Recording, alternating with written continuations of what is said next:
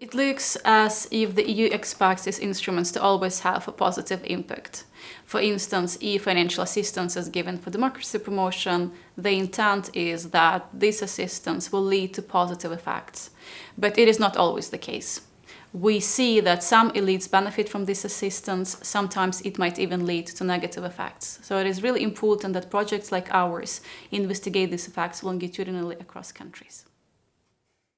From the research that I have conducted so far, we rarely see the same effects of democracy promotion in all of the countries. Very often these effects are very context dependent, and therefore we have to take care of the blockages that we discuss in the project, but also see for the moments of openings, because these can provide the contextual factors that can either facilitate or obstruct democracy promotion instruments' effects. In Work Package 3, we will try to discover those effects and also think about the conditions that can facilitate avoidance of the negative effects of democracy promotion in the neighborhood.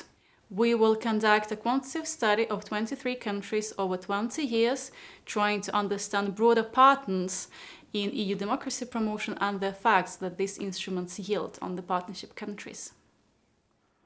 We are collecting data on financial assistance by the EU, technical assistance, that is training on human rights, but also data about diplomatic measures, such as European Parliament resolutions, démarches, whatnot. All of these instruments can yield effects on the levels of democracy, but also on composite indices.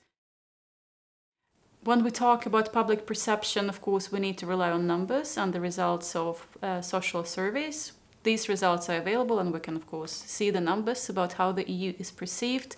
The attitudes, public attitudes, also vary greatly across the neighborhood and within individual countries across the years. For example, if we take a look into Ukraine, we can see that support for the EU and approval of the EU are extremely skyrocketing in the past years, but it was never the case before. Earlier, people were much more skeptical about the EU and its promise of democracy promotion. So, long story short, we need to consider the temporal dimension as well and see how domestic dynamics impact people's attitude towards the EU.